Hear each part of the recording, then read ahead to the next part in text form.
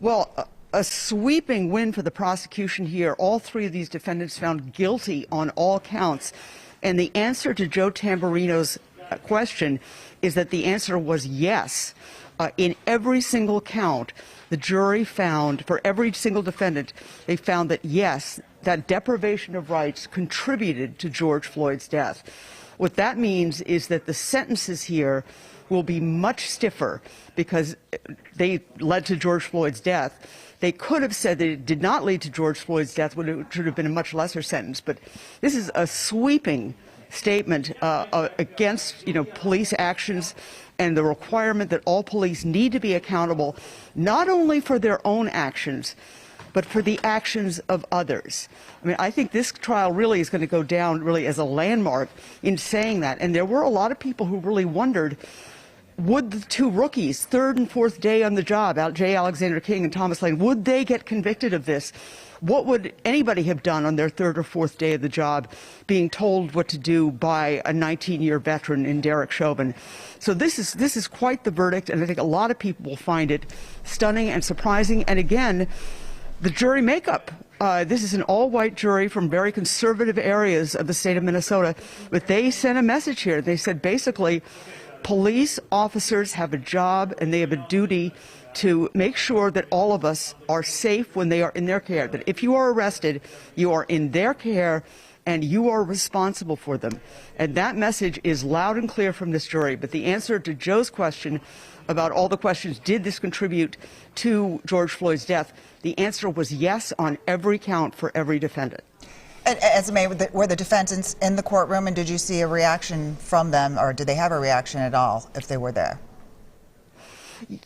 I was down here in the courtroom. I've not seen any reaction. I have to imagine this is going to be a surprise, because I think that there was sort of a widespread belief amongst many reporters, some observers, that the case, especially against Thomas Lane, who asked twice if George Floyd could be rolled over, who did chest compressions on Floyd when he was in the ambulance, when of course it was way too late, that there might be a chance that he would be acquitted.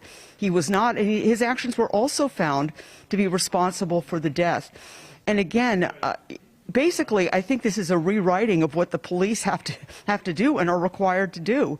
That if you see somebody, it's not what these officers did, it's what they didn't do. They were convicted of what they didn't do. Derek Chauvin was convicted on state trial of what he did do. And that's a big difference. And I think that the jury has said it's their responsibility to make sure everything comes out all right. Really quite a statement here from this jury.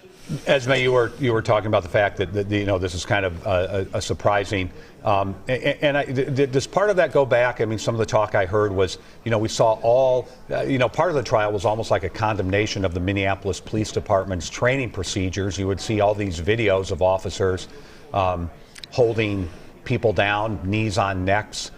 This kind of paramilitary almost organization where you listen to the older senior officers. In a way, and then I think we thought might put some doubt in people's mind, but obviously the jury looked past that, and I wonder if it's just a condemnation of that whole method and concept of training and what officers need to do moving forward. Yeah. I don't think there was any question, Frank, you're right, that the training of the Minneapolis Police Department was on trial here. And there were big holes in that training. There's no question about that. But again, I think it came down to the videos, which were played a lot less here in this trial than they were played in the Derek Chauvin state trial.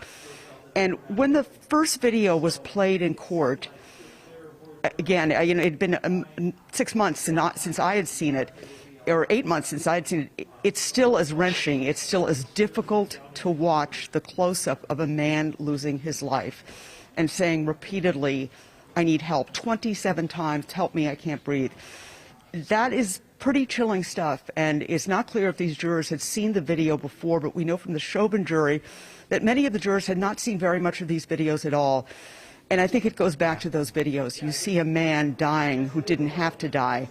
And over again, they said in the first 6 minutes that Derek Chauvin had his knee on George Floyd's neck when George Floyd was conscious, for 6 minutes, all they had to do was to turn George Floyd on his side.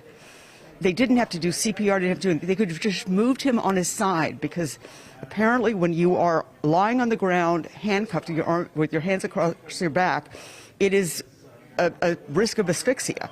So that was all they could have done. They could have just turned him over, and that would have spared his life for those first 6 minutes. Then after the first 6 minutes, when he lost consciousness, then if they had just done CPR, there was a very good likelihood that they could have revived him. But by the time they did do CPR in that ambulance, it was too late. Esme, we're going to go to Joe Tamburino for some context, but really quickly, do you know, have they been remanded into federal custody right after the verdict was read, or are they still out on bail? Do you know what happened? Yeah.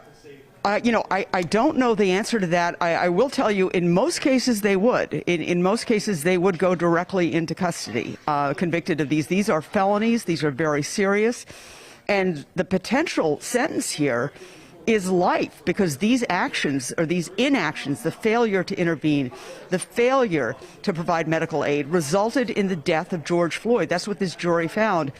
That's a potential life sentence, Frank. However, I don't think it will be a life sentence, and most observers don't think it's going to be a life sentence, because Derek Chauvin pled guilty in this case earlier this year, and it was 20 to 25 years. Mr. Gray, do you have any comments, sir?